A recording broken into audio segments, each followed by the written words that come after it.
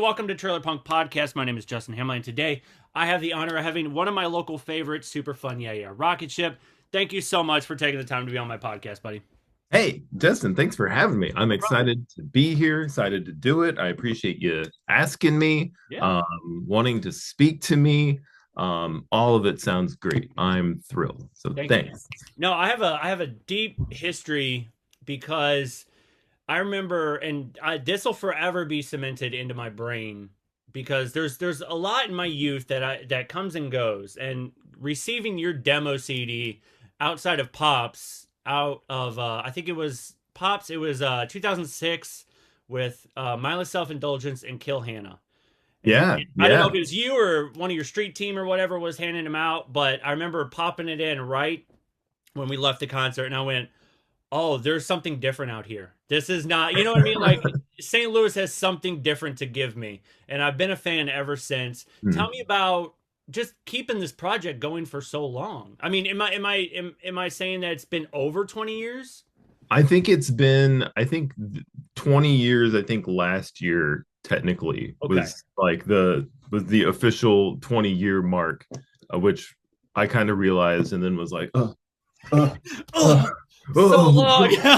uh, uh. Yeah. Um, yeah, so definitely had some like, whoa, what is The happening? waking moment, right? But yeah, definitely. And that's wild that you bring up that Pops concert. That's Yeah, that's I awesome. know. That And it was was a wild concert. I'll Yeah. admit to And that. that was like what one of the biggest shows I because I opened the show like and not everybody was there at the very beginning, but that was like one of my uh first things. I think it was in like the first year maybe of me existing with and I got to open for Find the Self-Indulgence and was like, this is bananas. Or was that the one I opened, or I opened? No, that might not. Okay, I might take it all back. That might not be the one I opened. I opened for them with like Julian K, but I think Okay. it Yeah, might yeah. have been. I can't remember if that was the show or they, but I think they were also here with that Kill Hannah band. I can't remember if that was before or after. Yeah, I yeah. don't I know remember what you now. mean. But Yeah. either way, Yeah. I was there handing out CDs. I'm Yeah. sure it was me. I don't think I had anyone else helping me. It was probably like, oh,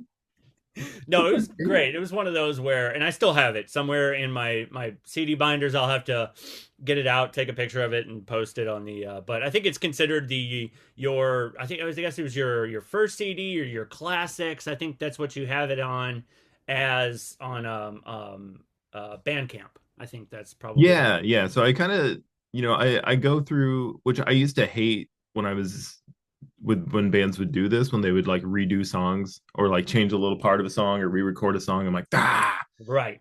Now I like to do that all the time, and I just constantly am like, no. Well, Right. I want to change this part, or I don't like how it sounded, or I don't like my vocals. I'm gonna trash it and delete it from everything, and then put up a new version. So yeah, so right now I have some older songs up, like with just re-recorded in the last few years, and I'll probably delete those sometime and re-record them again, or just delete them from existence. So we'll see, we'll Yeah, see. it's very much like a musician thing where, which I would love to just go back and kind of adjust a few things if I had the extra time. But there's some where it's just like it was like a high school demo that I put out, and it is so poorly done. But I put it out just to go like, here, this is trash. Listen to it. Let me know what you think. Yeah. But believe me, if I could go back, I'd be like, oh, I could just totally. But I don't think I even can access any of that early software from the Mm. early 2000s. So. Yeah. Yeah, definitely. No Tell way. me about how you kind of like, fuck it, let's do this. Like, let's make this kind of music that's Hmm. it's electro rock or just fun. It's comedy based. Tell me about just going. This is what I want to do. Tell me about that story. Yeah, yeah. So it all kind of started at some point in high school, probably junior high. More junior high is when I really started getting into music, and I just to try to make friends. I think at the time, I remember I went and bought a Pantera CD and a T-shirt from a grandpa store. Yeah, Uh, if there, I don't know if there were grandpa stores around St. Louis, but there was like a Grandpa Pigeons or something like that. it was whatever this was. It was just grandpa's, and it was like a knockoff Walmart kind of thing. But I Yeah, bought yeah. a Pantera CD and a Pantera shirt, and I just like wore the shirt to school the next day to like impress some like metal dudes, and like, oh yeah, cool, you're one of us now. I'm like, I don't even know what this is, but I want to be your friend. So that's kind of how I got started, like into music. And then I would just, just go buy CDs and just be like, this looks cool. I Yeah. hope this is good, and just like read magazines, Judging and a all. book by its And then, cover kind of yeah, situation. so Yeah. there eventually I was like, oh, I want to have a band. Mhm. And then by the time I was really like, oh, I want to do something, everything I want to do was just more out there and weird, I guess, from like my Realist, yeah. small town where I was, Um, so I think eventually it just kind of been like, and I think I'm trying to remember if it was just kind of like Adam and his package or something like that, where I was like, oh, he has a track, Hmm. and then he just kind of plays along to that, and I was like, that could be, I could do that. So at some point I was like, oh, it could just be me, and then eventually it was me, and like I had a guy playing bass with me in high school, and we had a band similar where it was not super fun, but it was basically like the same thing where I was just wearing tiny shorts. I taped up my nipples and had like all like colorful hats on and stuff, and we were running around and just being silly. And I think the silly part of it came from like I think we tried to be serious for a little bit, and I was like, I can't write serious songs. It's not really like what my brain was built to do. I was like, without it being like, this sounds stupid. So, Right. I just leaned into the stupid part and was like, let's be silly. And I think it, as a two-person like weird kind of electro thing, it just kind of worked for where we were at. Like, oh, let's just be silly. And we saw some local band from St. Louis called like 2 Cent Tip. Hmm. Is what they were, like a punk band from around here, and I know they played somewhere, and like the singer was like running around all over, and like, and I was like, I can do that. I can run all over the place and run in the crowd, and like it just like blew my mind. So I kind of wanted to like recreate that, and that kind of helped build it. And then over time, that guy left, and it just kind of he was like, I don't want to do this anymore, and I was like, yeah, it makes sense. So No, I get that. Just and then because, no, go ahead. Go ahead. I'll let you oh, and finish. then I was just like, and then eventually it just the super fun birth from that, where I just was like, I want to keep playing shows. I had fun doing that, and then I was like, I could just do it myself, and that's kind of how it started. Yeah. Were you ever like involved in like just doing like drama performances or involved in like improv classes? I mean, I'm not trying to judge or anything, but you have that vibe where it's like, you really just add this whole scene to your show. You'll have Kathy the blow up pony and drinking out of the the little gasoline container and stuff. Like it's so much fun. It's just like, were you ever like involved in that sort of that sort of like improv classes or comedy classes or improv drama team type stuff? Were you ever involved in that before, or was this just your natural boom kind of thing? It was kind of my natural thing, Okay, cool. basically. Like, and where I'm from, I'm from a really tiny town. There was, I think, like 20 some people in my graduating class, so it was a really small like farm community. Yeah, So we didn't really, so in high school and stuff, there wasn't really, at least that I knew of. I know we did a couple plays, but I was always just like, that seems lame. I'm not gonna do that. right. But and then even when I went to college, like I kind of didn't get into that whole like theater aspect or the comedy stuff. Like now I totally would have. I would have been like, yes, that's what I'm doing. But at the time I still was just like, I don't know what I'm doing. I I see. was just doing my little band, and that was kind of just my natural thing, I think. And like as a normal human being, I think I'm more shy. I leaned to being like I was very shy. Like I would turn beet red, like talking in front of people and stuff. It was just like a sweat. Even now, I'm kind of get a little sweaty. I'm A just like, little bit, yeah. I'm gonna. Yeah, I get that. But so I think this just at some point this kind of became like my almost like my alter ego, and I could just go like bananas. And yeah. But I was very influenced by that kind of comedy stuff, and I still am today. But I think it just kind of, I don't know, it just kind of all came together. This could just kind of what happened. That's so cool. Yeah. Like it's such an organic thing where you really had that original. I can kind of take points and go, okay, this is like MSI or Adam and his package or Super 8-Bit Brothers or something. Like I can kind of go, but you really have like a real organic. I came up with this concept type originality to you, and I love that. That's what I love about why you've always kind of stayed on my radar because I'm going. St. Louis has something different. You know what I mean? And you really do have like you kind of step out of you stand out in these lineups. Tell me about being kind of an original sound here in St. Louis.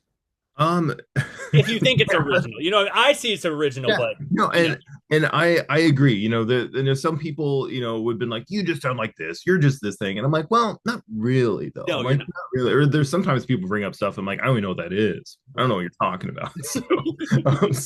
If I do sound like that, or if I am ripping this person off, I had no idea. Right. So yeah, it definitely it's been weird at times. It's like, I get in my head about it a lot. Not that I'm ever like, I'm gonna change and I want to sound No. like this, like, never like that, but it's definitely, there's times when I'm like, oh, I probably didn't get this show, or I couldn't play this thing because people are like, this, what is this? There's been times of I played some bigger shows and there people complained or something, things like that happened to the venue, and then maybe I didn't get asked back again because that's happened. So and then, but I've also always found it kind of like, especially starting out, where I would be me and then a bunch of like hardcore bands at like a skating rink, and it was awesome because it was like something completely different. And I think people like were drawn to that, like, especially it was like a lot of younger kids and stuff at the time, like at those things. And it was so much fun because, there was definitely like I stood out a lot. So Oh I yeah. always like that about it, is that it sticks out in a lineup. If I do play a show and it's all of us together, a bunch of these kind of bands, I'm like, oh man, it's like even harder to kind of like, oh, stand up. But if I'm just playing like with some rock bands, I'm like, oh yeah, it's like, this is something different, and that gets people's attention. So I always like that. I like playing with just whoever I can. And I know I'm playing a show coming up at Foo Bar, Mhm. because I kind of like, on my Instagram was kind of complaining. I'm like, I used to play with hardcore bands all the time. Why can't I play with hardcore bands? And this guy Gino reached out to me, who like used to go to those shows back in the day, and he books some shows now. And he was like, I'm gonna book a show, and I'll have you open for these That's hardcore bands. I was awesome. like, yes, yes. I'm glad Fubar's back because I played Fubar a few times, and I thought it was like became Red Flag, but then they moved like it's because I was like, because I played a show at Red Flag, I think it was a couple years ago, and I was like, isn't this Fubar? Like I had this sort of like, I know I've been here, and then they just ended up like moving location, so I'm just glad Fubar's back. Yeah, it's kind of weird. I know it's like the same owners, I think, and they kind of like hopped over and then opened up a bigger space with Red Flag, and now they're opening Foo Bar back. And I think the new Foo Bar is like kind of more like South County, I guess, something like that. So it's kind of like not around all the other venues. So I'm excited for that, to see how that works out, because I love that. I'm like, yeah, there's this whole, it's out here. It's out here. It's not where all the other venues are. So I'm into that. Exactly. What was some of your favorite? My favorite venue. What was your favorite venue to play? Mine was Cicero's. Always just cause like they make sure you were fed. You had drinks. Like drink. I never drank alcohol, so it was always like Mhm. Mountain Dews or something like that. And but they would make sure like you got paid. You know what I mean? Like you Yeah, got yeah. paid, you got fed, and you were welcome there. Cicero's was always my favorite venue to play. What was some of yours? Oh wow, yeah. Cicero's definitely was always great because I loved that food aspect. Yeah, Like pizza you said, chips I were was so always good. like, Yeah. this is great. I get a Yeah. bunch of free food, or like cheaper food, whatever it was, Right. and same way, like I don't drink, so like the drink ticket thing, I'm always just like, Give me soda. Give me yeah, Red Bull. I'll get something. I'm like, okay, what are we gonna get? But yeah, Cicero's was always fun. I liked that stage. And I've played so many shows where there's either it's like a lot of people there, or there's no one there at all. And I played plenty of shows at Cicero's where there's like Three people. 3 people. I think one time like no one came to our show, maybe like one or two, and there was like a touring band, and I was like, oh, Oh, but that was always fun. I'm trying to think like what has come and gone that like I used to play at. Like there's still, places now, like there's, off Broadway that has been around, forever, obviously, but just playing there is always just like, it seems more like this fancy stage. So it's always kind of cool there. But playing like way back when, like when I was starting out, playing at like the Great Skate in Troy, right. Illinois, like some of Yep. those spaces where it's just like there's not Wow. really supposed to be a show here, but there is. Yeah. Like that was always so much fun because they did kind of have like just a little like platform off in the corner, and then you could just take over the whole space. And Take like over I the whole love space. doing stuff like that. So I love like playing anywhere that's just like a little strange, that I'm like, yeah, that's it. Let's do that. That's so much fun and more Well, memorable. Also, you're like, oh, you can play the venues or whatever, but if you play like a skating rink or a Qdoba, some mhm. kind of dorky thing like that, it's like rules. I've always liked just doing like the basement shows or garage shows or just whatever. Like Midwest was always fun. Just being like somebody would set up a spot and just go, okay, let's all meet in the basement. Let's all meet here. Let's all meet there, and just kind of set up and play. I've always liked that. Yeah, That's always fun where everybody's just kind of in the vibe. You know what I mean? yeah. I would say lemons. Also, lemons Oh, back when they were doing like that was it was so great. I loved lemons, like, and they were so cool with me, like where I could just basically be like, can I play this night? Can I do this? And like they were always like cool. flexible. So it Free always pizza. worked out. Yeah. And it was always like, you get the same thing where either no one's there or like there happens to be a lot of people here just People. walking in, coming in. So like lemons was always a Yeah. blast. Loved that. So I did I miss playing there a lot. one night with was it the Pat Sajak uh Pat extra Sajak Assassins. Assassins, thank you. I was about to say Yeah. extravagant. Yeah, and I didn't know this, but they later became is it Future Modern, and then they were on my podcast. I was like, oh shit, I played with it was one of those weird like, oh my god, in my past band I played with your past band type thing. Yeah, so much fun. That's what I love about St. Louis. So Yeah, you just run into people and like, oh yeah, we played together we play. 15 years ago. Yeah, we did that. You play a lot of like pride festivals. That's got to be fun. Tell me about that. Yeah, that like just kind of started mainly, I think, when Tower Grove Pride kind of when it moved downtown and Mhm. everyone was like, bah, we missed when it was in Tower Grove. And Yeah, then Tower Grove Pride kind of started and then started doing this like really small thing in Ritz Park, kind of next to like Steve's Hot Dogs, just that little kind of it's not really a park. It's just right. like some Little there's spot. just kind of a little hole between the buildings. So they kind of started there, and then yeah, somebody just asked me to do that, and obviously that's I'm very into that, so I was like, yes, sign me up. And it's just kind of become a thing where like every year I've played Tower Grove Pride now for however many years, and every year I'm like, they're going to tell me no this year, and that's fine. I've done so many years in a row, but they haven't yet, so I appreciate that. And then yeah, that led to some other things like Metro East Pride. I've done that a couple times, and just whoever will have me, usually I'll just be like, yeah, it sounds great. And I love playing outside. You talk about favorite venues. I like playing outside. I used to do the Strange Folk Festival, the little craft fair thing that happened around. Really? I Yeah. do that every year too, and like just random people walking by is always the most fun, or people who don't expect what's happening, and they're like, there's some weird guy running around, there's an inflatable horse, there's this, he's got wings, he's rolling around on the ground and screaming. It's That's always the best one. It's just like people are just confused. That's the best. So if I could just play outside to strangers, I'd do that all the time. It's so fun because it would be like a total shock to the system where most people, if they're going to like, the just walk around the market or whatever. Because I've always liked St. Louis will do that where they'll have like a little market thing and then they'll go, hey, let's have a band here.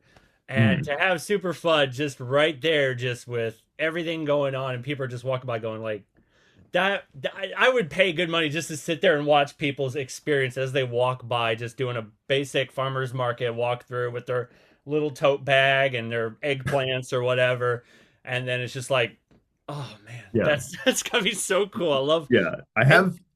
Oh, sorry, I didn't mean to cut no, you go off. ahead. No, no, go ahead. Oh, I was gonna say I have a friend and that's like one of his favorite things, just watching the people. And he's like, "Oh, you," or he thinks there's like these people are gonna hate you, and then he's like, "Ah, you got him." Oh, oh. So he like revels in that. And when I have like an awful show, like he loves that. He's like, "Yes, Yeah. great." But like we did uh Strange Folk and Lafayette Square one time. They had it there like 1 year, and that was one of the best times because there was so many people there who were like, "What is happening?" And I'm running up and down the streets. I had so much room. I had like a bridal veil on, and I remember just like taking off, and like it flew off at some point, and I'm just like running away. There was a urinal where like they had a row of like porta potties up, and I just opened the door to one. I was going to get in like while I was singing because I have a wireless mic, and there was a man in there peeing. Locked the door, so I flung open the door, and he like didn't even know, and just the crowd lost it, and I was like, oh, it was one of my favorite shows just because it was so stupid. So many stupid things happened at that show. That's one of the first time I like jumped over somebody. I jump over someone at my shows a Yeah, if you lot. do that now, yeah. Happened at that show because like some kid just like talked and yelled at me the whole time, and then somehow that led, like, not in a bad way. He was just No, like of joking, course, yeah. like, yeah, but at some point I was like, okay, this other kid is our manager, and this kid, and at some point I yelled at the kid and was like, all right, you're gonna lay down on the ground and I'm gonna jump over you and we're all gonna cheer. I don't even know how that came up, but so then the kid just like laid face down on like the dirty road Mhm. that they had blocked off, and oh, good show, great show, Is it top like one notch. of those where like he tried to be like, like, because there's certain like there's hecklers, you know what I mean? Yeah. Like, was he kind of like, oh, just trying to be like the center of attention or trying to like, ruffle the feathers, and you're just like, no, I'm gonna make you part of the show now. I'm just gonna jump over you. Was it one of Yeah, those and I kind of think he was moments? doing it in like a playful way, like just being like, "You're dumb. You're a weirdo. What is stupid? You're like just like yelling stuff at me, like, or Yeah, I'd be because I talk a lot during in between yeah, yeah. songs, so I'm like going on, and then he would just be like, "That's not right. You're wrong." And I'm like, "Hey," that kind of thing. Just I love yeah. that. Tell me, you know, did you ever have a moment where, you're playing in front of people and you're gonna go, these people hate it, but then you're just like, people are like, oh, now we're big fans. Have you had those kind of turnaround moments? Yeah. I think that happens. That happens a lot. Where I definitely play. Sometimes I play and they don't like it, and they remain that we do not like this. And still, We would like for you to leave. Please stop as soon as possible. Sometimes we'll get angry about it. So that definitely happens too. But it always is great when someone's like, I didn't know what to expect, and like that kind of thing. I even played back home like a couple years ago. Where I'm from, there was like some kind of like outdoor patio thing, and I was like, "Can I play a show there? Can you?" And they were like, "Yeah, come on down." So I saw a bunch of like people from back home and like their kids and that kind of stuff. But even that won't like you would just people who you think would be like, we're not into this. But I think it's just more and more like as the culture has changed, as like the world has changed, like more people are there's definitely still people who are like, what is this? But I think more people are open to like, oh, this kind of weird thing. yeah, We see weird stuff on TV all the time. Oh, this guy's he's weird. He's some little freaky dude. So I love that. And even just that, like, you've remained consistent where, you kind of go up on stage. Are you backtrack kind of person or have a laptop that, okay, so I can see where in the beginning that's very difficult because some venues are just go, no, we need bands. Or if you're doing sort of electronic based music, we need you as a DJ. Where I've run into that kind of thing where it's like laptop, computer, synthesizer, or whatever, and drum machines and stuff. But they're like, well, we need DJs or we need it to sound like this.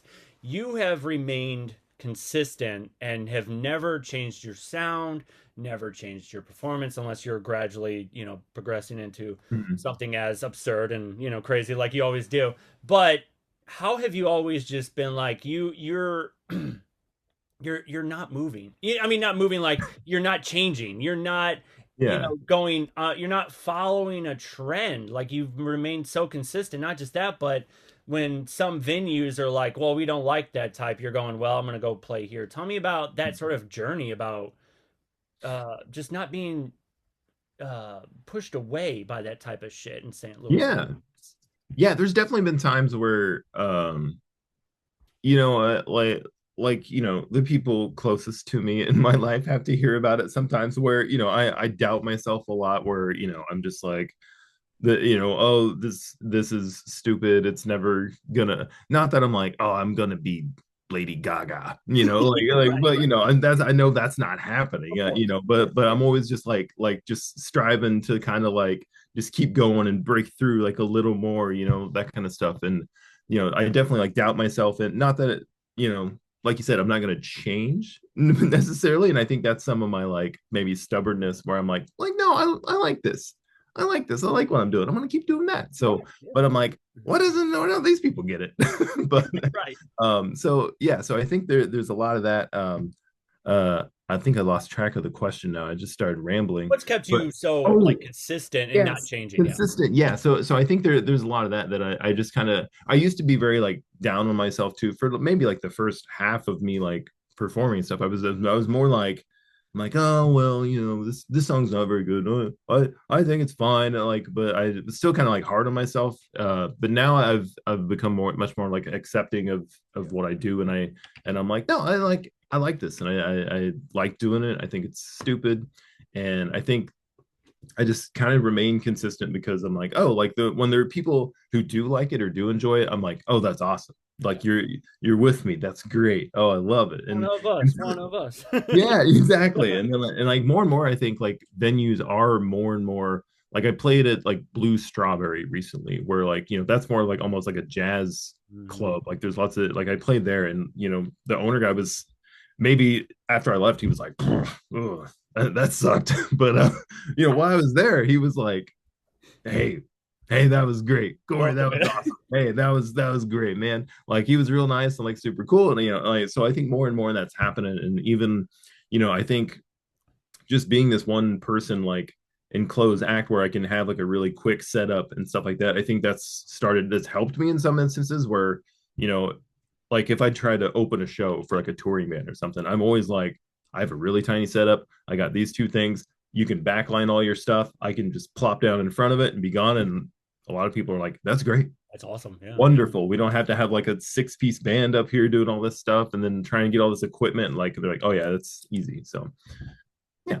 That's So, yeah, awesome. I think just mostly probably stubbornness has kept me going and not changing. I think, well, you really do have that sort of like the heart of the artist where it's like, it's so easy because even I've been guilty of where it's like, you know, and I guess it's my ADD or ADHD where I'm just going, I have to consistently evolve my sound or do this and do that and change it and this and that. But then you reach a certain age where you're going, why do I bother? What's the point? What am I doing? Like, who am I trying to impress anymore? I think you get to that halfway point where you're just going, just keep doing it. Just keep fucking doing it. Just because you love to do it. And it's something that kind of breaks mold of the monotony of life, you know? Yeah. Yeah. So, Yeah, it's definitely like an escape, for like just music and being performing and all that is definitely like a break from everyday life. It's just like, oh yeah, I get to do this or make this stupid song and do this dumb thing, which a lot of people don't have. Or like I'm like, oh yeah, not most people aren't like going to their parents' farm on the weekend and be like, all right, I'm gonna like decorate your four-wheeler like a monster, and then I'm gonna like drive it around and like sing a song. Like, I'm like, mom and dad, not, sorry that most children aren't doing this, yeah. especially like years later after they've left the home. Be like, okay, can I like come over and do, Yeah. do this weird thing? And they're like, okay. We don't understand.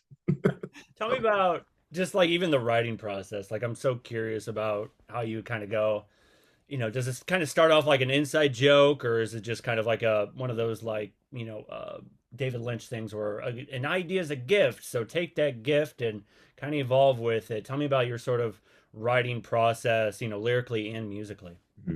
Yeah, yeah. So basically, anything really just kind of pops in my head. There is some stuff that's maybe an inside joke or something that just I pull from something where some little idea happens, and then I go, oh, and then I'll like for a while.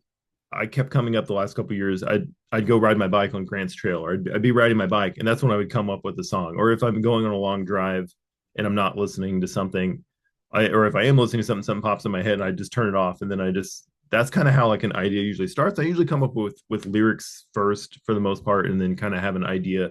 And some of those ideas come really quick, and some ideas I sit on for years and years and years. I have like a whole bunch of song ideas that I realized the other day. I was like, these were like 2020 Yeah.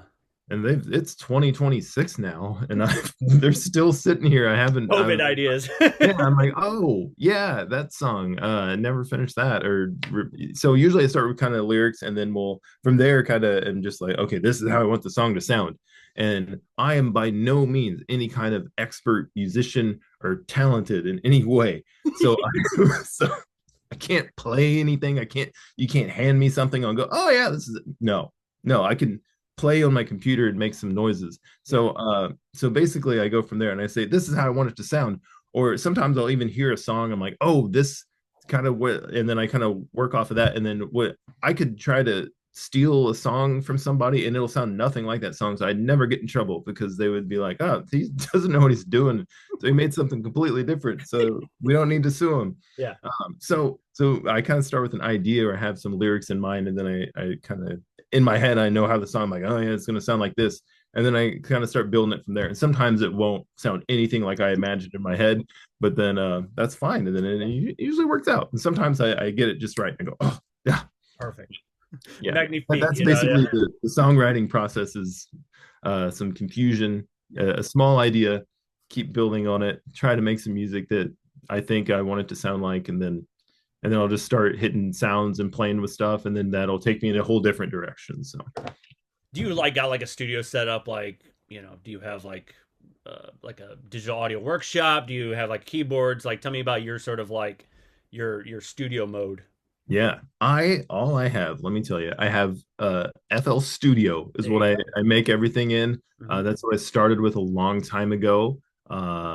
That's not the most impressive thing to people, and I understand. I go, that's fine. Yeah. That's fine.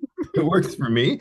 I tried to But is it learn. legal? Like, did you illegally download it, or did you buy it? I had an illegal version We of all did. Fruity Loops since I was a small man Yep. years and years ago until I recently bought a new laptop because my other laptop was however many years old and so slow. And I was trying to edit video on it and it would get so warm and take hours and hours to process anything. So I said, Yep. okay, let me get a new laptop. And then my new laptop was like, we're not messing with any of these stolen Fruity Loops. No, sir, you cannot. It like I could not figure out how to get it to work, and I was like, well, I guess I'm gonna just keep making everything on my old laptop. But so I finally broke down and said, you know what, I've enjoyed the fruits of Fruity Loops here for so long. I'm gonna spend the money and buy a Yeah. version of it. So now I officially have a purchase version of FL Studio. So Yeah. Sometimes you gotta just grow up and be a big boy and just go, grew up. I okay, all grew up. right, I finally bought it. yeah, I gotta do it. Just because I had a stolen version of Reason, and I that's probably why it like messed up my computer so bad.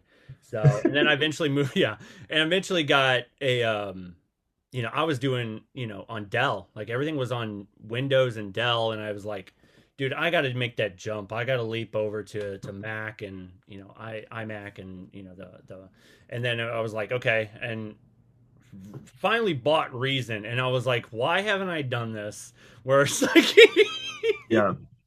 everything's running so smoothly. I don't feel like I'm getting all these weird pop-ups and make sure you Yeah. verify with your email. And I'm just like, nope. Like, oh my Yeah. You don't work on a song for a long time and you're like, this is great. And you go to save it and it's like, no, no, no. god. Your Error code. whatever stolen version, it decided to stop working now for a second. And now you can't do it. You can't Yeah, save it. And I'm like, oh, ugh. So yeah, that happened to me enough times where I was like, okay, I think I'll buy it. And then yeah, my new laptop just so good. could, couldn't handle this outdated software. And I was like, ah, so killed me. Yeah, I I tried love to learn Reason. I tried to like try out some other programs way back when, and I was just like, I've been doing it this way for so long that when I started looking at other stuff, I was like, I'm just gonna. I ain't got time to learn something new. I'm gonna just keep doing this. So that's just where I've stayed. That's awesome. I Yeah, love it.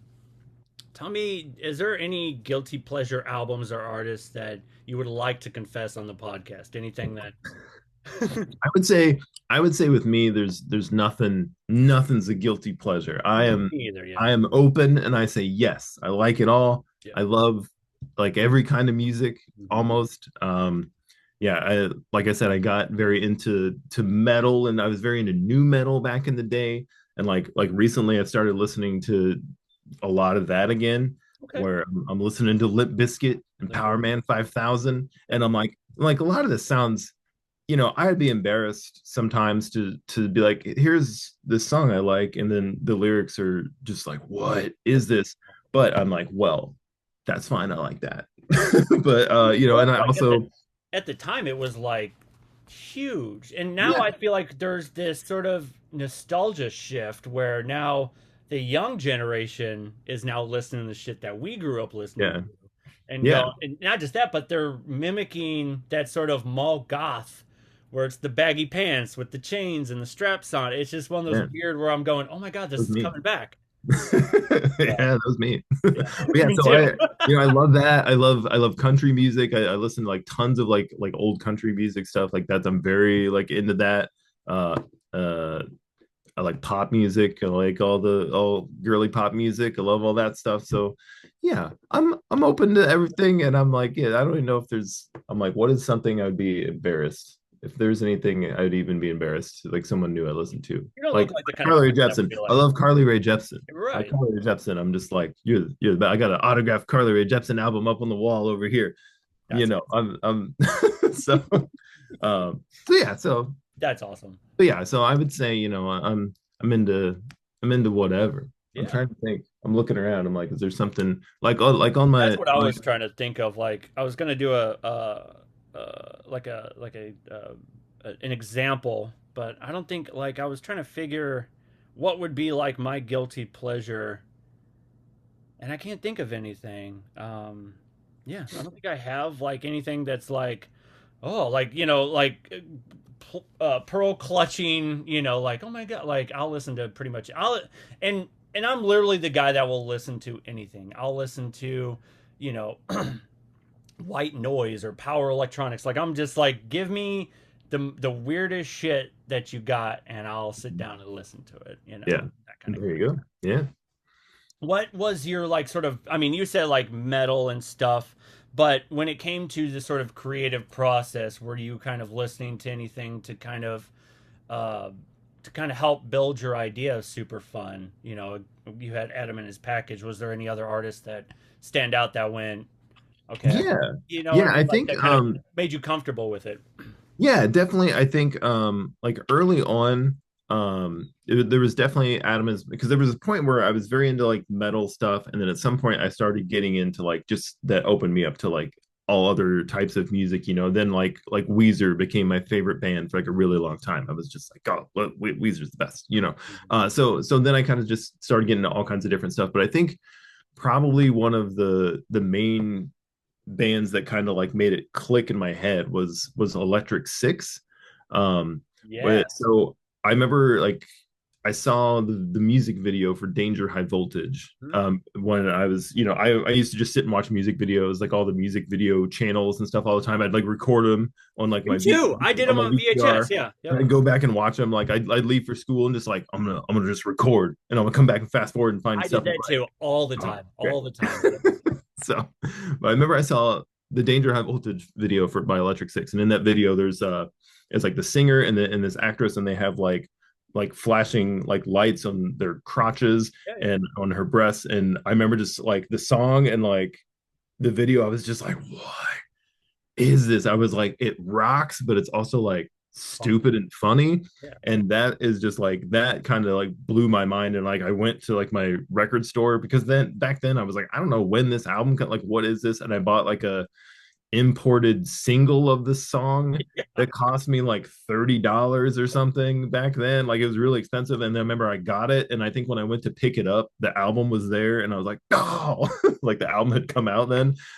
So then I bought that and so I think that really made me realize that I'm like, oh, music can like be really fun and silly and also like rock, I guess, and make you want to like dance. And that really that's the one that I think everything came online and made it click. And that's even though then I didn't form a rock band that did that. I just kept being solo, but that was a big influence and still is to this day, I would say. Yeah. Still is, yeah. That's awesome. I love Electric Six. They're fantastic. They're one of those like I think they signed to was it Metropolis Records, Yeah. the Yeah. industrial, and it Mm-hmm. was one of they were on a compilation and I went, "Oh, what is this band like?" Like I would always get, label compilations with, Solid State, which was the sort of, hardcore Christian, Tooth and Nail, Mm-hmm. Metropolis, any of the goth industrial ones. I was just kind of, if I was in a record store and I'm like, "Oh, I want variety or something. I want different artists on different,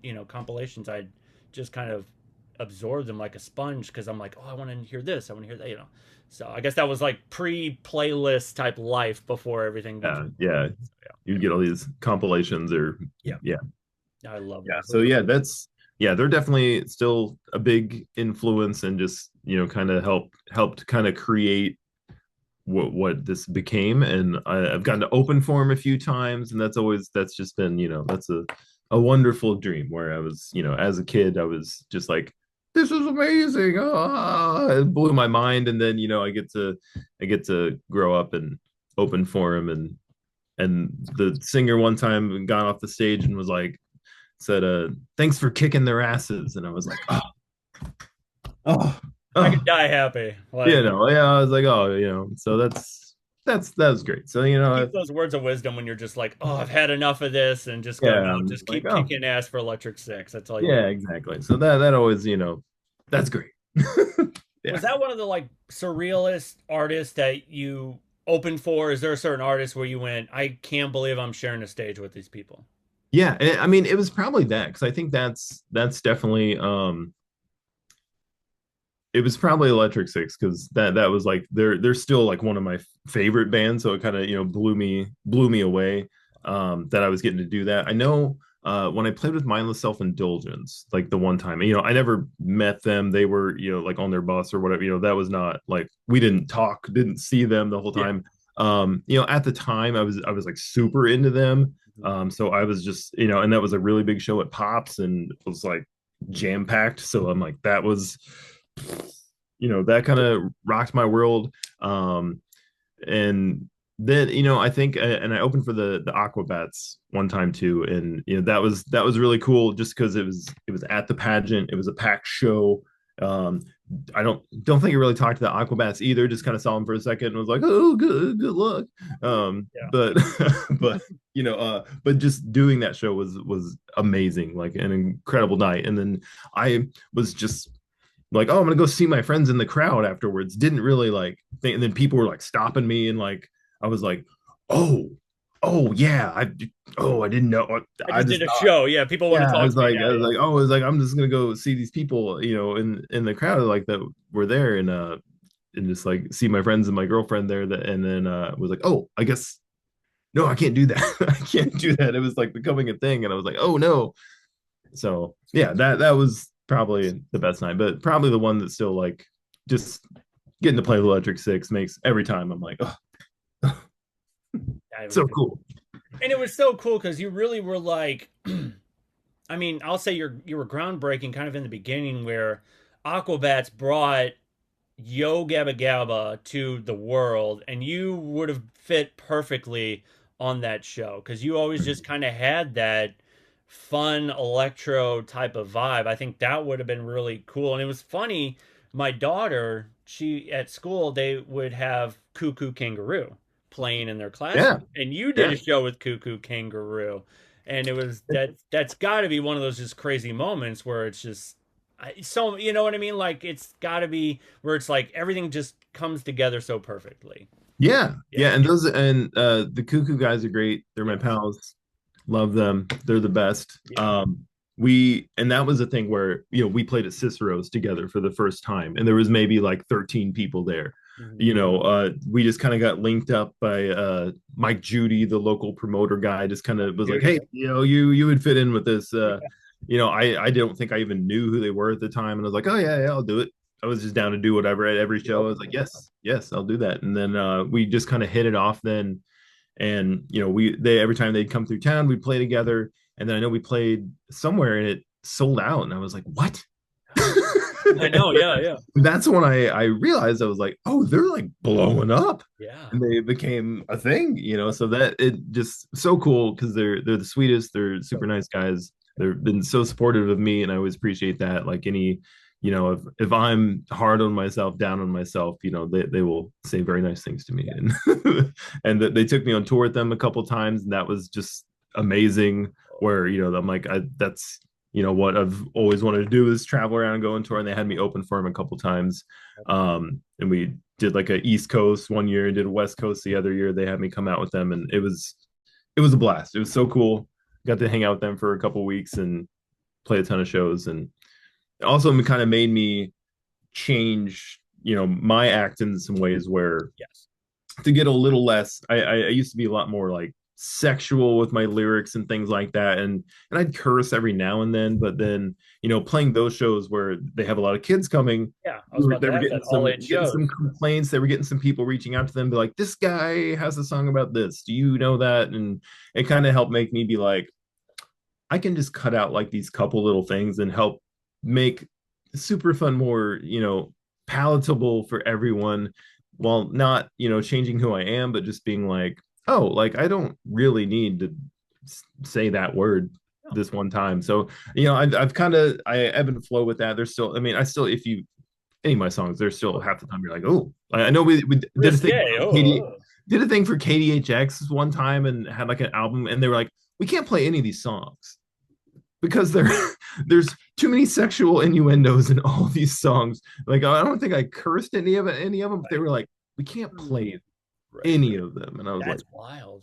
okay. so, so they're like, and they're all a little too risque, and I was like, all right, Yeah, I see that's that. great.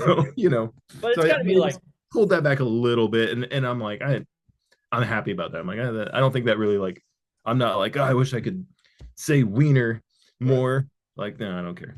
I think that kind of comes with age and getting older, Yeah. where you feel like you really got to like musically kind of grab people by the throat and get their attention a little bit, whether it's with, violence or cuss words or whatever. And after a while, it's just like, and I got three daughters. So it was one of those things where it's like when I started making music, I'm like, tone it down a little bit. I don't think, you know what I mean? Like, but it's got to be cool where it's like Cuckoo Kangaroo going on tour with them and then going, oh, I got these all age shows where I'm performing in front of all these kids and these adults and stuff. It's like, it's really got to be like a not I wouldn't say a wake up call, but it's got to be one of those like wow, like I'm moved and inspired by this moment, you know? Yeah.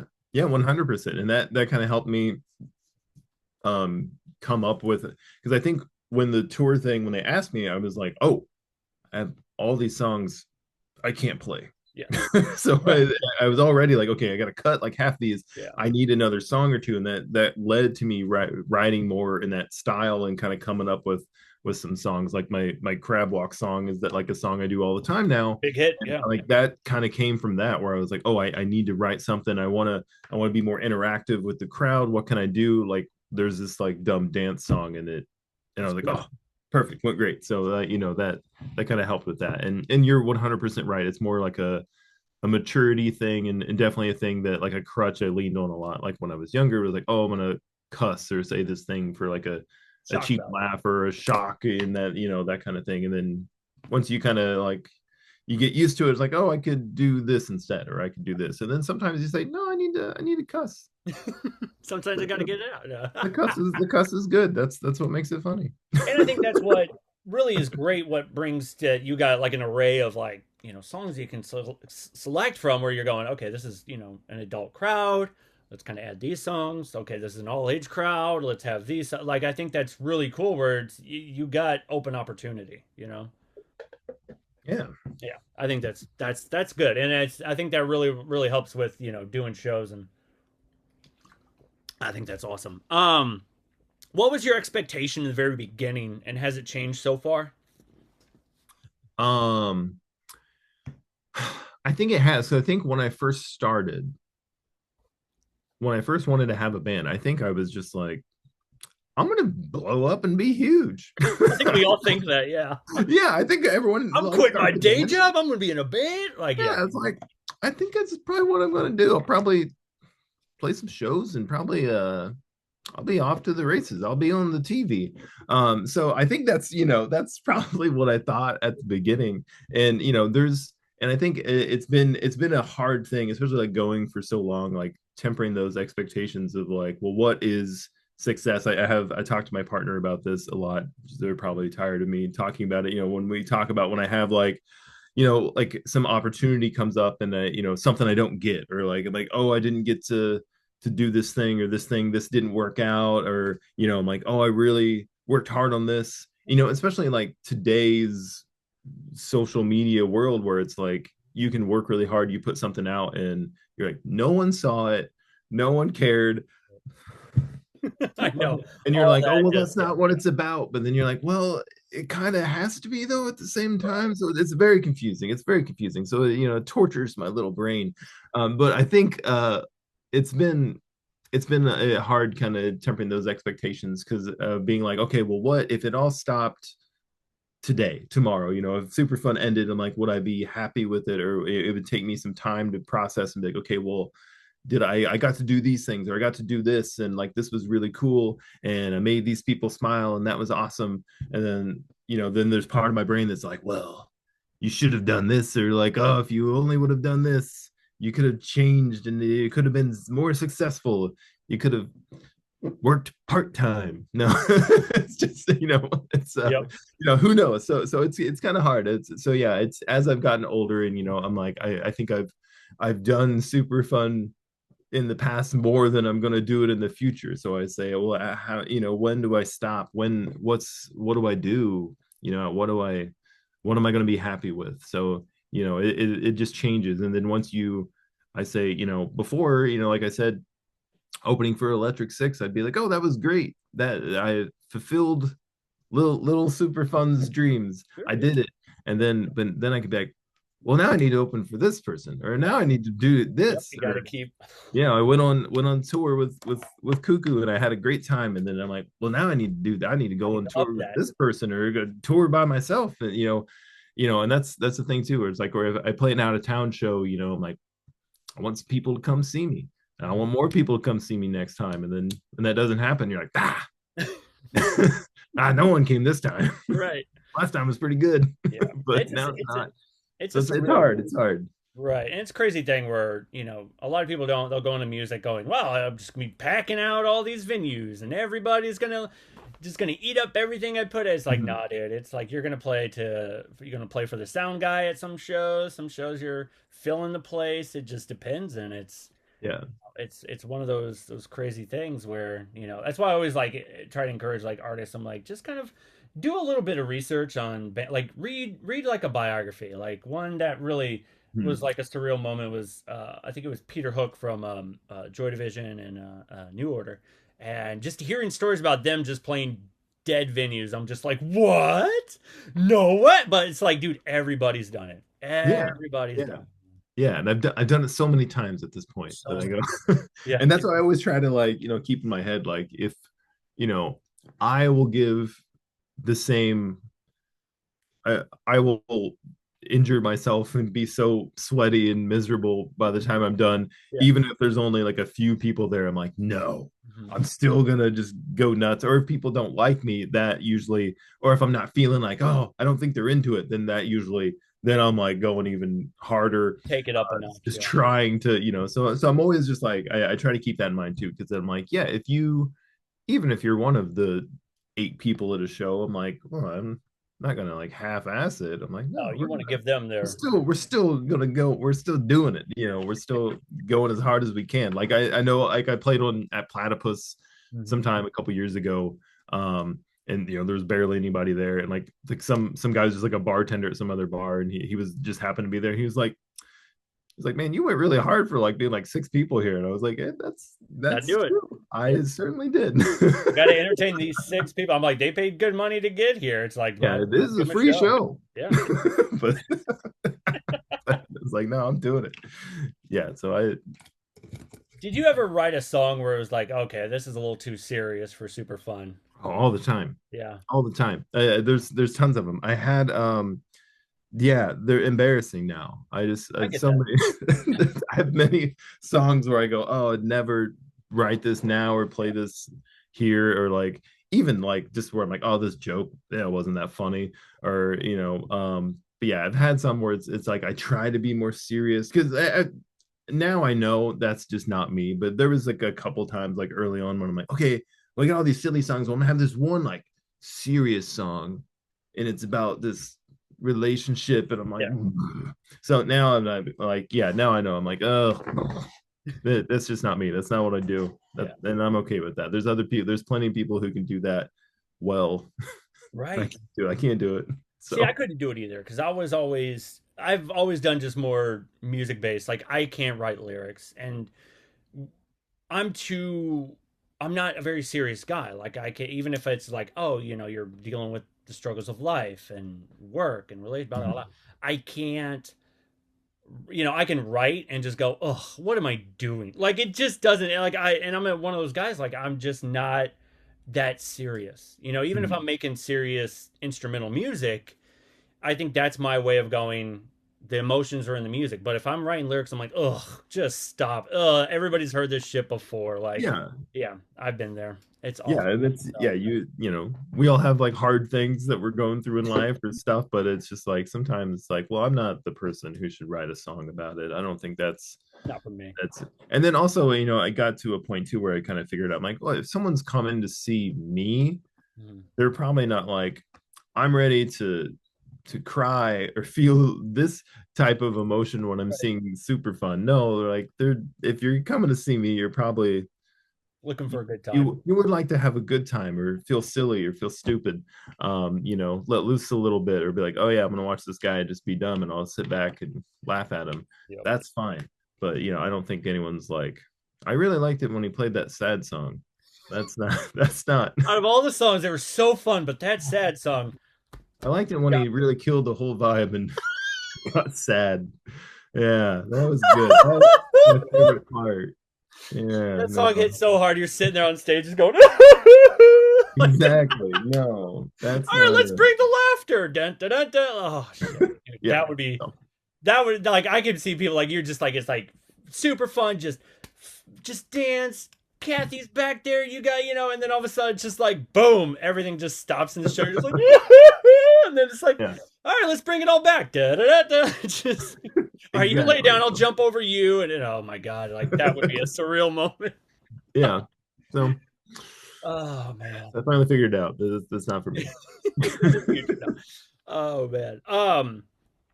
What lessons did you learn the hard way about touring, especially as a solo act? Did you feel like you're like, maybe I should have a band, or do you just feel more comfortable going solo?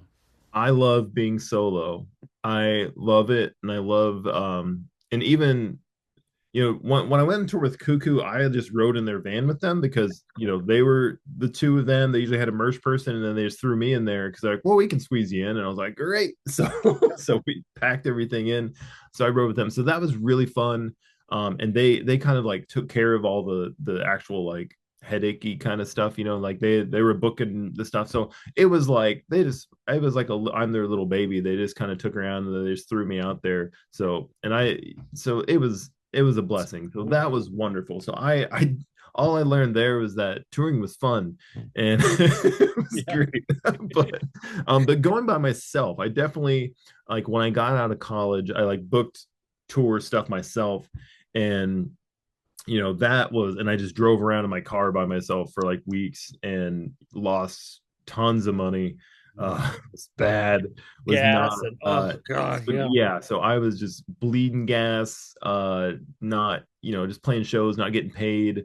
Where, so I learned then kind of, I was like, well, I need to not tour when I'm not successful enough Got to no money, right? tour. Yeah. So now, like, because I was, I came back and I was like, okay, my savings account's gone, like all the money I had is gone. And I was like, oh man, it was rough. It was a rough time. I had a blast, but it was very lonely. It was very lonely. But now as I've gotten older, like I'm more comfortable with that. And I'm like, I like being alone and I like taking drives. And so now kind of with my small setup, I've kind of learned that I'm like, oh, I can take a little trip I can go to LA or Vegas or do something like that. And I'm like, I can pack some stuff with me and still play a show while I'm there. So that's kind of the mode I've kind of been in. I'll do some more, you know, stuff that's not too far away from St. Louis. But then, when I'm playing a show, out of town that's farther out, it's mainly because I was taking a trip for some reason. I was out there for some other reason and was like, I'm gonna book a show while I'm there or take a vacation. Like, well, I can just play a show while I'm out there. So that's just been it's been really fun because then I've played Vegas a couple times. That's been a blast, and the same with like LA. Like I've gone out there a couple times. So just trying to play some more out of town shows. And then I think last year I went to Texas for a couple shows. Just mainly because I was like, well, I'm gonna take a little trip. I needed to I didn't need. I said need. I didn't need to go, but I was like, I'm gonna take I a need to go. I tiny, need to get. tiny vacation for myself, and then while I'm there, I'll pick up some shows and make a few extra bucks while I'm there, and that'll be fun. But still not making money off the shows, so that it's given me a reason to be like, okay, well, I can do it because I was already planning on being there, and this little bit of money I made, I'm like, that'll pay for that lunch. Yeah. No, I get that. you And I know think I mean, do you think it's because things have gotten a little bit better now when it comes to like, because I've noticed a lot of bands are going, well, if I decide to go here, I have the ability of sending out these emails and going, hey, can I book a show at your venue? Where before it was like, you had to have a manager or a middleman to book everything for you. Do you think things have gotten a lot easier with social media, or do you think it's gotten a little bit more complicated in your case? yeah, I think it's gotten easier for sure, because someone can easily look at your social media stuff now and kind of get what they're in for and be like, okay, yeah, that's cool. It's your own Yeah, little that's fine. BBK. Yeah. Yeah, and especially with me, like either I don't hear back or I get like a hard no. Yeah. But then when I do get a venue, who like there's a place called the Lamplighter Lounge in Memphis that I reached out to, because I will just I'll look where other bands are playing, like smaller bands, kind of like at either above me at my level, or whatever. I don't know what my level is, but just Yeah. whatever. I'm looking like smaller bands playing shows, and I'll find a place and I'll kind of reach out if it's something I think I could go to. But I know this place in Memphis in particular. I was like, I want to play in Memphis, and I reach out to them, and they got back to me, and they're like, yeah, yeah, that sounds great. Let's do it. And I was like, oh. So when a place like gets back to me and is like, this seems very like we would like to see you here, and they're super sweet, super nice, Cool. so cool, such awesome people. So I've been back there a few times. So that's what I'm trying to do more, is just like, oh, if a venue is like, that's it, yep, please come here, then I'm like, yeah, that's the good fit. Because But yeah, usually with the social media stuff, and it's hard too, because you say, like I was saying earlier, with just how the algorithm stuff. I hate talking about this stuff, and I talk about it way too much. sorry. How like this kind of stuff, Yeah. no, not your fault. I'm bringing it up, but like this whole thing where it's like a venue can go to your Instagram, go to your Facebook or whatever now, and be like, and I'm sure they look at this stuff where it's like, okay, you have this many This followers or whatever, and it's just like, okay, well, I guess they could come here, or you'd be able to play here. But then it's like, okay, if they look at your posts or whatever and they got like 2 likes, you're just like, well, right. okay. Yeah, so it's Yeah, hard. no, So I get that because it's I've helpful had and then rough at the same time. yeah, I've had artists where, or no, it's mostly managers. It's never artists. It's I run into especially trying to book a podcast where it's like, hey, this isn't. We're just hanging. We're talking music. This is Mhm. nothing. We'll still promote your stuff. I'll do it for free. I always do. I love promoting music and being there for artists, and it's for the artist fun. I'm not doing sponsorships. I'm not getting kickback. I just love doing what I'm doing. This is Mhm. for me, and I love. It's my hobby. So I'll hit up certain artists, and the managers are like, well, you don't have enough, you don't have enough followers. You don't. I'm like, yeah, but who cares? Like, what's wrong Yeah. with you? Just tell your artist, hey, do you want to hang out and talk music and geek around and maybe promote it? Like, what? But unfortunately, we live at that time where it's about the algorithm. It's about how many people you have. It's just such a pain. You know, Yeah. yeah, Yeah. And it's hard, like doing like anything out of town or something, even me, where I'm like I don't have the most followers, I don't have the most like this, or it's just like, well, I don't know. Maybe they'll let me play here, maybe not, or they'll just look at my stuff and like.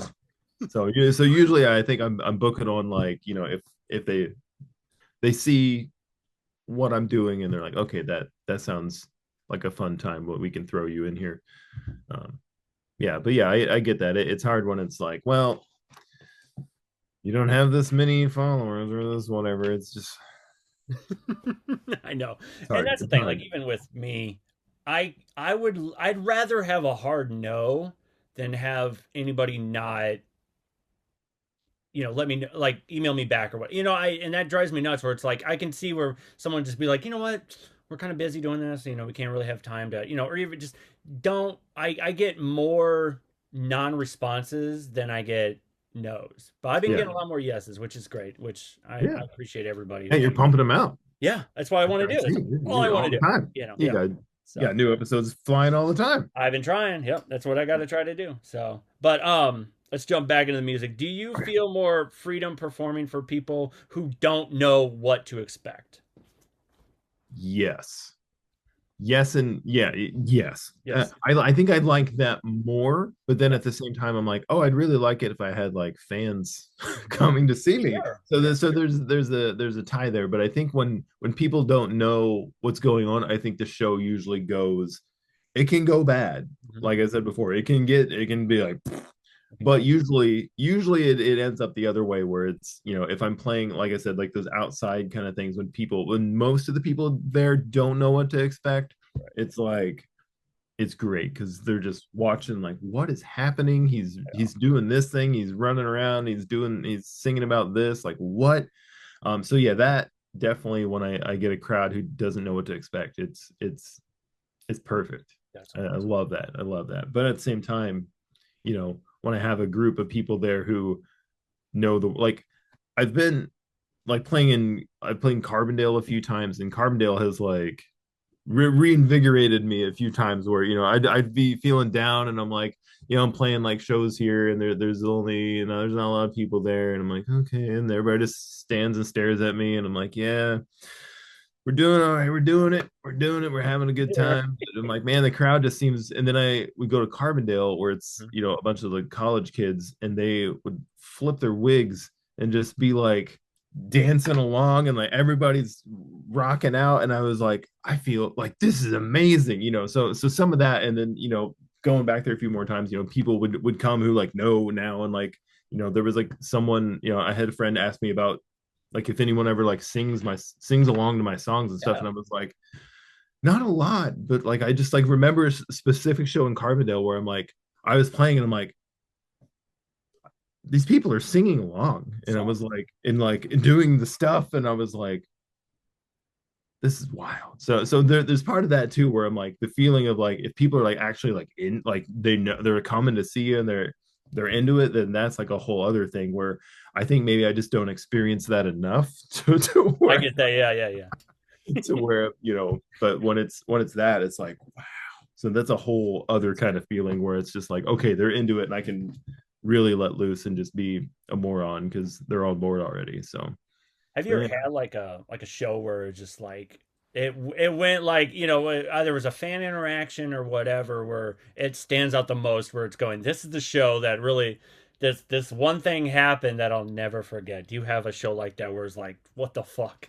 There's a few. There's definitely like, there's one that like sticks in my brain. I was just talking to, I think like Matt Bosler, local music Mhm. guy who we Local played music together a thing. million times. Mhm. Um, I thought you reached over. I thought he was there, and I thought you were grabbing him to pull him in. You're like, he's right here. He's right here. He's hanging out with me now. But we were talking. I played at this place called like Cruisin' Route 66 in St. Louis on like Watson Road over there. It's not there anymore, but I know like that was a place where I'd play at. I'd play with like a lot of like hard rock, like metal kind of bands, and somehow I got on a show there, and I think that was kind of their primary clientele was like rock, and First but playing Skinner, yeah, and the owners were like, you were like, yes, we're like super into me. And another place where they would like, I would go there, they'd give me a bunch of free food, and I was like, this is the best. And every show went great. And then I played a show there, and the owners weren't there, so my support group of people who really liked me weren't there. Oh, And I no. played, and I would get done with the song, and it was just silence. Like no one clapped, nothing. I would be doing my thing, and it was done, and I was like, oh no. So that one in particular, it wasn't necessarily like a good fan interaction or a good crowd interaction, but it was Waking the up with cold sweats from that one. yeah. And then I used to be way more like in the crowd and like messing with people, and I really don't do that as much anymore. I get on the crowd, but I don't like. I used to like steal people's stuff and like run around, and I would drink water and then like spit it into the air. Like so I did that. Which now I'm like, inappropriate. You didn't need to do that. But at the time I was like, this is COVID fun. changed This everything is for sure. yeah, yeah. So I was like, this is fun, just spitting all over everybody. But I remember I like went out and I was doing the song, and I had water in my mouth, and like some part of the song kicked off, and I like spit a big thing into the air. And then I was like running around the crowd singing, and everybody's just staring at me mad. and like the door person grabbed me and spun me around in the middle of the song and was like, "Stop spitting on people, they don't like that," and just screamed in my face, and I was just like, oh. And that was a time that was very rough. Yeah. That was a show where it got wrapped up a little early. You They were almost all quit. thankful I Yeah. was done. That was a very bad show. I When you say that, I usually think of like, oh, what were the really bad things that happened? I touched a guy's mohawk once. I like just touched his mohawk and he swung at me, and I was like, I'm so sorry. I'm so sorry. I wasn't messing. I just did a little poke. I just did a little thing. So that, more reasons for me to not just stay away from people. They don't want me. They Nobody don't wants want to be me. messed with anymore. And Yeah. that's the thing. So You would go to shows where if it was, and I think that's what stood out with me with MSI and why I think they were the one band that I saw the most is just because he was like in the crowd and he would interact with people and he would fuck with them and he'd insult them and they're like, yeah, like But now it's like I guess people just are not about that life anymore. yeah, yeah,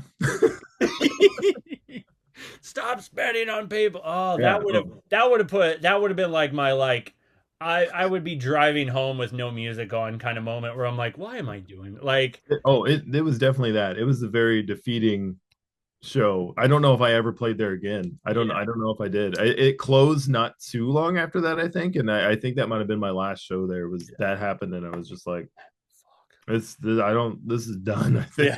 think I can go back. I think that was it. Yeah. Um, is there a version of Super Fun that hasn't happened yet but lives in your head? Yeah. Yeah, I have so many ideas and things that there's part of me that like, yeah, there's like so many things I want to do with my shows, and like things that I'm like, okay, I want to do this. I want to have like a whole production and all, like I want to do all kinds of stuff. Yeah. But then I think there's some of it like, whatever motivation and stuff, there's just blocks in my head, even like new songs and stuff like that. Like I said, some of these songs I sit on forever, and it's like I'm like, oh, I want to do this, I want to do this, I want to record this thing, I want to make this album. Like it took me so long to make an album after like maybe like my first year I would like have recorded some songs on my laptop and made like an album, and then after that like did not do it for years and years and years. So like a few years ago finally was like, I have to do this. I'm giving myself a deadline, and like, yeah. So I have something that I should probably talk to some professional about, to where I just like will get like where I just can't make myself do things. But so I have lots of ideas, lots of plans that I think, I'm hoping in the next like year or two that I can just keep going and keep making myself get out there and do more and more things, and keep evolving with super fun. And I so yeah, Yeah. yeah, there's definitely more. There's definitely more, but it's just can make myself do it. Right. It's tough, and it's in this day and age where it's like you really gotta uh, update the sort of like stage performance where people want lights and they want screens in the background with stuff going Mhm. on and like and especially if you're like a one man group kind of thing, it's I mean it's hard out there because some people just go, well, if you're a one guy you got to entertain people, but you're already going doing a whole song and dance and stuff. So I see where you mean where you're going. It's hard and you have these ideas, but financially it's Mhm. hard and then there's the setup and tear down of the whole thing and you got to go, I got to hire a guy who's going to play, Yeah. this in the background or do my little light show. It's just like fuck, Yeah, it's a lot. It's a lot. it's a So lot. it's hard. And Yeah. then just life in general, then making time for like, oh, I want to work on all this stuff. It's like, Right. all Got to right. find that balance where it's like, Yeah. look, I got all these song ideas, and then, but do I focus all that on the stage, the stage scene, or focus on new music or what? Like, I get it. I've been there. What still scares or challenges you creatively at this stage of your music? Oh, whoa. Sorry, I know I sometimes I get the heavy questions. I'm like, I'm sorry I asked what? that. So I think the scariest thing I think is probably, man, probably just that like failure aspect that I kind of like touched on maybe earlier, where you are, it's like I'm okay, because a lot of things I think I'm like, oh, this is a good idea and this is funny in my head, and there's a few things even like the last couple of years I put out where I'm like, I don't like that. Like after I put it out, I go, no, and I'll delete it. I'll just delete it off all the thing. Some song I put out. I'm like, nah, that wasn't a good idea. I'm But not gonna. Yeah. but I think that's still like the scariest part is that like as I keep going and keep continuing and keep trying to put out more stuff and stuff, it's just like, you know, like how many times can I put something out and like put out new music and do this and then be like, ah, man, not a lot of people listen to that. Or no, like, I think it's just that continued like which is a weird thing because like as I said earlier, it's not all supposed to be about, you're supposed to be doing it for yourself also and like your own like artistic expression, but like it's just trying to like untie that whole knot, that mess where it's like, oh, but I'm trying to like put it out there so then other people will hear it and like so it's like a weird thing. So it's I get it. I think there's a lot of that I'm like, I'll look at like my, however many people listen to this song or something. I'll put out a song and I go, like I said, you work really hard on Yeah. something and it's just like, oh man, maybe no one cares. So I think that's the scariest part is that I'm just gonna keep going and going until no one cares. so, Right. so Well, it's it's like a weird thing. And I think it's tied into me with my whole like just getting older and like when is this ending, when do I try to jump over somebody and I fall and break an arm? So when you and when I you go, hang oh. up the headband, you know what I mean? So Yeah, where it's exactly. like, So yeah. I think that's the scariest part is that knowing that that's like coming and then like what I have, all the ideas I have, and like am I going to have enough time? Will I ever get those things out? Will I ever do this? Well, oh, that song that's been sitting here for 5 years, is that coming out? And when I do put it out, I'm like, will anyone listen? Will anyone care? Like, so it's I think there's a lot of it. That's the scariest part right now is just like myself. It's my own motivation, getting the stuff out of myself to, and then assessing all those feelings, basically. I get Yeah, that. And it's we're getting deep here. right. No, sorry. And it's one of those things No, where, you're good. it's You're a, good. You're good. even as a group, as a project that is like just fun and let's not take things so seriously. Unfortunately, you have that side where it's like I do take these moments a little too seriously with my music and my art, where it's like, are people really gonna dig this? Where yeah, I get it. It's got to be. Goddamn. Sorry, I didn't mean to make No, this no, so that's great. I like talking about this stuff. I right. like getting this out. I like talking about it. And yeah, you're 100% right. Like as a performer who's like my whole thing is like being stupid and goofy, that then it's like, but then I have these like serious thoughts behind it where I'm like, well, uh what am I doing with my life? What am I, like at the same time where it's like, okay, well, what is this all for? So it's wild. It's I who get it. knows? No, I get We'll it. find out. Give me a couple more years. We'll see what happens. We'll do another one of these, and Do you can. another one of these podcasts. We'll come You're back like, around well, another couple years. be like, well, Um, how'd that work out for you? I'm like, right. well, not too good, Justin. I still hope you keep going. Like it's one of those things where, just as like a spectator in the background, I'm just going, I'm rooting for you. You know what I mean? Like for Yeah. 20 Well, years, I've been thanks. going, he's still fucking going. Even at the time when I think, were you ever on, was it STL Punk? It was like before Mhm. Yeah, MySpace. And yeah, yeah, I I was there. remember, and I think that's where I first heard, well, I mean, I heard on the demo, was that, I like Marvel, she likes DC. Was that on the Mhm. CD or was that only on your, I couldn't remember. I don't know. It could have been. I don't Yeah. remember when that Anyways, was. but That's I'm well. It was there. yep. And they got rid of it. I That bummed me out the most. Where between MySpace and STL Punk, it just went goodbye bye, and I was like, oh man, because I still had so much great stuff on there. Where it was just like, Mhm. whatever. Yeah. Um, if Superfun had a mission statement, what would it be in one sentence? That is something I try all the time. I'm like, how do I sum up this thing. And that's something, if you can write that for me, let me know. Figure it I've out. been trying I've been trying for a long time, but I basically like, I think my mission statement at this point is that like as I've like kind of like tried to hone in on like, I think is what all I want is that I want people to come to a show and just let loose for a little bit, especially of all the horrors of the world. Right. That if you could just come to a show and see and just have fun and act like a ding dong idiot for 40 minutes, that is all I want out of it. I want, like, if I can look out and see some people smiling, I'm like, yes, that's mission accomplished. So that, I think that's kind of my mission statement at this point, is that I want people to have fun and like be able to forget about whatever is going on just for a little bit, or you don't have to forget about it, but just put it back here for a little bit and let's just have a little fun. Just You enjoy, know, like you got to enjoy these moments where yeah. So that's all at this point, I think. And like that, I always try to keep in mind. There's been times when someone's like, really needed that. Thanks, yeah, thanks. And I'm like that, like gets me that's a more than moment. like most things. So I'm like, yeah. Or like, someone's like, you're crazy. I'm like, oh, that's good.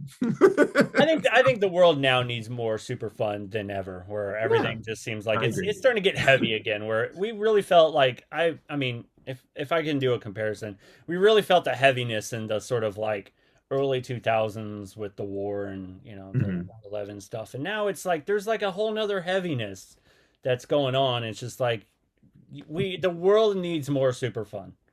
And I I hope agree. people just I agree. after this podcast just go listen to Super Fun. Just let all that shit float away for a while and Yeah. just Yeah. enjoy. Yeah, that's all it needs. The world needs more Super Fun. I think that's Yeah. all in the podcast. So, Hey, I agree. And you mentioned that you hope I keep going, and I yes, talk about the end, but then at the same time I'm like, how funny would it be if I was like just keep going. real Yeah. old doing this? I'm like, that's even funnier. So Yes. I'm like, if I do stop, I'm like, I'm just gonna put it on pause, and then I'll come back when I can barely move and be like, and The it'll be knees and the way, back. that'll be funny too. I'm like, oh, have you seen that weird old guy? He's Oh, hopping over people. yeah, yeah. So I'm like, so so I think I'm fine. I'll be here. As Well, much as I say, like, I don't know, yeah, I can't give well, it up. I can't give it up.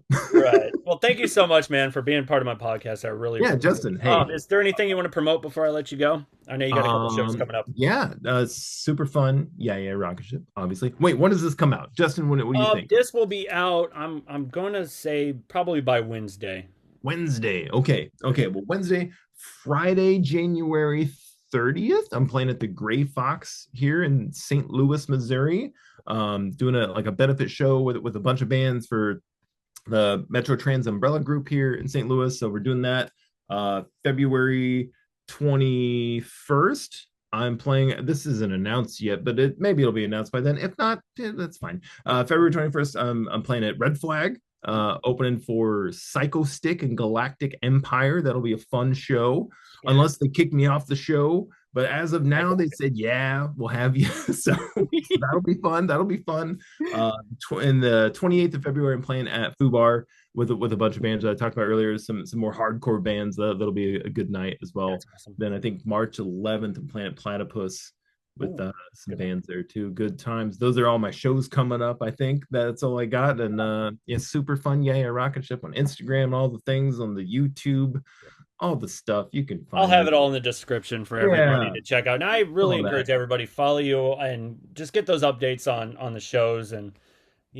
that's you on stage with Psycho Stick is going to be the perfect. That's got to be a great night. I think you're going to Yeah, enjoy that one for sure. yeah, yeah. Oh, yeah. It'll be good for sure. But yeah, Justin, thank you so much for having me. Thanks Thank for you, man. I talking. appreciate Thanks your for time. wanting me. I've known about your podcast for a while, and I've Thank been you. very happy that you're having me. So thanks a lot. I Thank you. appreciate it. It was like, maybe you'll ask me, and so here we are. So thank Thanks, you, man. Justin. I I appreciate your appreciate it. time. Yep. All right.